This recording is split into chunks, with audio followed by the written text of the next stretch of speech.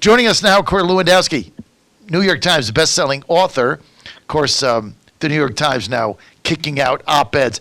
Do you know what op-ed stands for? People don't even know what it stands for. Opposite editorial. Like, I was in the business for 20 years. Op-ed means you take an op-ed from somebody that is opposite of your editorial. That's what an op-ed is. Duh! So stupid. Anyway, they kicked out New York Times is like run by children now.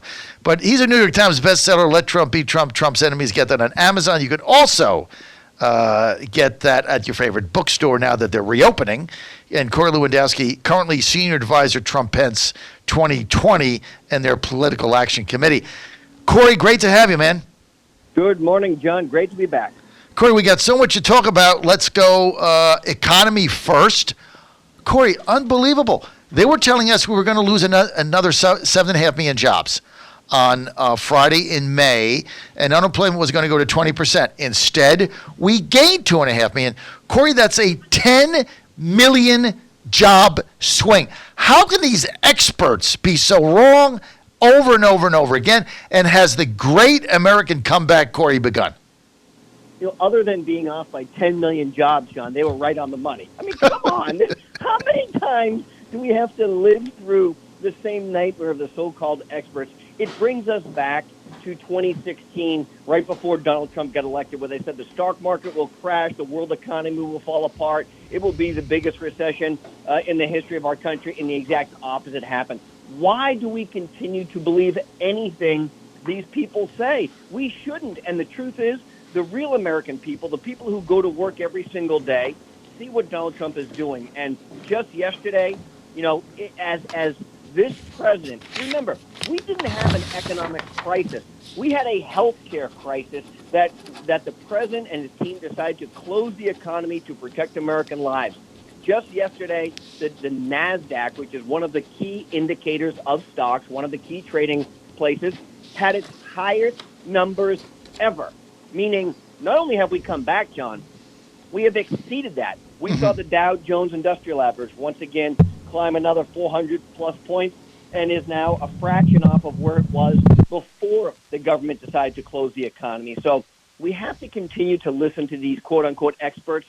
I can't even say with a grain of salt because they have such little credibility that the media has done an amazing disservice by and large by saying that they tried to incite the panic of the world has come to an end and we're going to be at 20% unemployment. And the truth is, our underlying economy is exceptionally strong. The truth is, the PPP program, which small business owners and some other larger businesses alike had the opportunity to tap into to keep people employed, did exactly what it was supposed to do, which was now that we're coming out of this coronavirus pandemic and the country is opening again, these people are ready to go back to work. We are ready. We are ready to kick this thing off. And the president was exactly right where he said you're going to see huge gains in this quarter. And the gains that we had, Corey, 90% of the country is still locked down. I mean, these gains were in like a handful of southern states: Florida, South Carolina, Alabama, Mississippi, Arkansas, and Oklahoma. I mean, that's it. All the Midwestern states are shut down. All the Northeastern states are shut down. They're all still on lockdown. This was in a handful of states. Well, John, that's because you look at the governors and the way I really think when we look back at the pandemic of the coronavirus, and we look at the states and how they were governed differently, whether it's South Dakota, who never closed, or you look at New Jersey, who shut down completely, whether it's New York, that basically literally had National Guard troops surrounding certain cities, which no one talks about anymore, right? Mm-hmm. Remember, no one is talking about the fact that Governor Cuomo literally surrounded New Albany, New York, with troops and said you can't enter or exit in order to minimize the coronavirus impact, which clearly didn't happen. Or you look at Florida and Georgia. I mean, we are going to look back, and the states that are going to recover the fastest are the ones that closed last, had the right precautions in place, didn't force people into nursing homes where they were literally dying at a rate that was unprecedented because of the governor's actions there. And we're going to see those states have an explosion, not just in the jobs, John, but I think in the future, additional population, because people are saying, I don't want to live in these places if I can't run my businesses anymore, and that's a fair thing to do. Well, I had Pam Bondi on a few moments ago, and my wife, who and said to me the other day, when Joseph's out of high school, like, why are we in Virginia? Like, why don't we get radio stations in Florida and just get the hell out of here? I mean, that's kind of the attitude now. Is let's just go to a state where they want you to do business. They have police. They're going to protect you. You can go to the bar. You can go out to dinner. Why are we in these lockdown states that are defunding police? Like, why are we here? John, it's an amazing question, and the question and conversation that Ann is posing to you is the same one that is being posed in so many American households in the Northeast every single day. And look, it's not like it's the same question that my wife has asked me. She said, hey, Corey, why do we live where we live? I said, we live in the greatest state. We live in New Hampshire. It's a live free or die state. Hey, from a tax basis, there's no income or sales tax. There's only 2 states in the country that is true, New Hampshire and Alaska, that don't have either of those taxes. Obviously, there's some tax benefits in Florida, but you know what she told me, John? You don't have to shovel the heat. Okay, you don't have to shovel heat, in case you were wondering. So you don't need a snowblower anymore, and you don't need all these mittens and gloves and hats and put on 17 layers of clothes. And just next door in Massachusetts, where I commute in and out of to get onto an airplane, it's such a hassle. I don't have this government tracking system that they call Easy Pass, right? I don't have that thing because I can't stand the government following me. So every time I drive to the airport, which is about 8,000 times a year, I get a stupid notice in the mail that says I blew through one of these Easy Pass things because you can't even pay a toll anymore, right? So look, I really question sometimes why people live in the Northeast when governors have locked down their states, Connecticut, New Jersey, New York.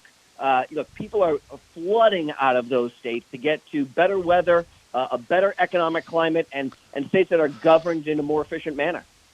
So what's going to happen here, Corey, if what Ann said holds, okay? And like because we're buying businesses in Virginia, and she's like, I don't want to buy any more businesses there. I want to buy businesses in Florida or Texas where they're going to protect me. I just don't want to do this, and I just want to get out of here as soon as our son's out of high school.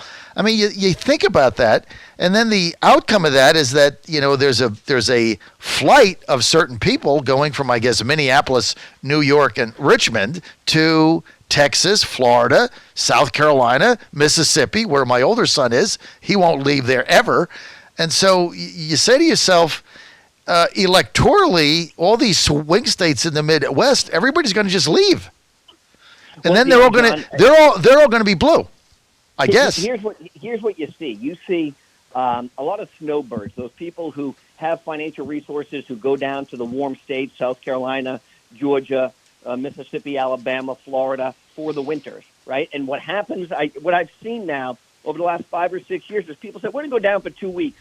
Then the next year they say, well, let's go down for a month. Right. Then they say, hey, let's go down for 6 weeks. Now all of a sudden they're saying, maybe we should go down from Labor Day through Easter, right? All of a sudden they're down there for 5 and 6 months because, look, I don't know about you, John, but when I wake up and I've got sunshine in my face, I feel better, right? When I can go out and do things outside, I feel better. So part of it is weather. Part of it is the way the states are run. Part of it is the economic opportunities where they're not pejorative against you. They're not trying to hammer your business for every single dime that you've made so that the state can get money. Look at the way the state of Florida is run. It is so efficient. It is bigger in a population size than the state of New York, a fraction of the deaths from COVID-19 crisis, a booming economy, and more people moving there every day. Look, I think that's a good thing for us, to be honest with you, because someday, John, maybe just someday, if I'm fortunate enough, when my kids are in high school and Reagan is punching out, which is only, if you can believe this, right? Today's the last day of school up here. That's only 8 years away. It's not that far anymore. Exactly. John. That's the whole point that we're making. All right, let's get to a couple other things. We're with Corey Lewandowski, senior advisor, Trump-Pence 2020 campaign, talks to the president all the time. One of his most trusted advisors in America. Corey, let's get to this. Let's get to the convention, and then we're going to get to the eliminate police, defund police movement that the Democrats are all over right now. Let's start with the convention. The legislature in North Carolina said we're going to have a vote on this, trying to get the convention back. Roy Moore, Democratic governor, who doesn't want to get a primary challenge, said, so what, I'll veto it. You're not going to have a convention in Charlotte. It's not going to happen, okay? So where do we go? Are we going to Florida? Are we going to Nashville? Where are we going? Well, look, there are obviously some great places to go, but this is partisan politics at its worst. Can you imagine if a Republican governor was doing this to the Democrats? Mm-hmm. It would be brutal. Mm-hmm. I think, in my opinion, John, is that we probably end up in Florida. Mm-hmm. From everything I've read and seen, it looks like Jacksonville is one of the leading targets for the convention. Love Jacksonville. The reason is clearly plenty of hotel rooms, a big arena where we can do this event. And, people have not made their hotel or travel requirements yet because of the coronavirus lockdown. Mm-hmm. And so I think the RNC is hopefully going to announce, and I don't know this, but I think they're going to announce their decision by the end of this week, we hope. Oh, really? Running out of days. So I think you just have to. I know that they've toured Nashville. I know that they've been to a number of cities, and Nashville's a great place too. But if I had any input in this, obviously the battleground state of Florida is important. Mm-hmm. We've got a strong governor there. Mm-hmm. It's a place that is used to a lot of people coming into. Maybe Orlando is under consideration, but I would be putting my soft money on the state of Florida for the convention. And Jacksonville. I love Jacksonville. It's a great city, and I really hope it's there. And there's plenty of hotels. It's easy to get in and out of, drivable for a lot of people. If you're in, there's about eight or 10 states, surrounding states, you can easily get there. So I'm looking forward to that. Corey, let's get to, we started with George Floyd, the horrific death. No excuses for it. The guy's going to jail. So are the people that collaborated with him, as they should. Horrible. And then we went to protest, then the violence, then the National Guard, then the mayor of Washington, D.C., where I am during the week, kicked the Utah National Guard out of the hotel. Just a despicable thing. Now we're on to Minneapolis getting rid of their police, defunding police. What's the deal here? John, the deal is very simple. When someone breaks into your home or is committing a crime against you, or you are in your most dire need, you don't pick up the phone and call Antifa. Mm-hmm. You don't pick up the phone and call a bunch of hooligans and hoods and marauders who decide to march through the streets and destroy buildings. You call the police, who represent, in my opinion, and in full disclosure, as you know, I was a police officer in the state of New Hampshire, and so I'm very biased in this particular world. Mm-hmm. You call the men and women who serve on what we call the thin blue line. Mm-hmm. That thin blue line is the line between good and evil, between help and chaos. And when people are in their most dire need, whether they have been in a car accident, whether they have been the victim of a crime, whether they see something that isn't going right, they pick up the phone and they dial 3 numbers, 911. And every single time, John, the police are on the other end of that line. Every single time they answer the call. Whenever somebody needs help, that's what they do. So this notion, this fallacy, this chaos notion of we're going to defund the police and we're going to police ourselves. Look, it reminds me, John, of the Nancy Pelosi's of the world who say, hey, we don't need a wall around the southern border, except I've got a giant wall around my home. We don't need more police, except I travel with armed Capitol Hill police officers, right? It's always the hypocrisy of the left. It's always the case. It's always the do as I say, not as I do. Mm-hmm. And so it's very easy for them to do that. But, hey, John, just remember something. There was a horrific incident that took place at a school down in Florida where a gunman walked in and started shooting students. And do you remember what happened? They criticized the police officers for not responding fast enough, and rightfully so. And the sheriff lost his job, fired by the governor, and rightfully so. What if the police department didn't exist that day? What if they said, hey, we're not going to have a school resource officer there ever again, and none of our schools have police officers outside? Isn't that just inviting potential more violence? And what the president said after that horrific shooting at that school in Florida was, we need more police, not less. We need more police officers to stand guard and make sure that our children are safe as they go to these educational institutions and make sure that we never have another incident like this.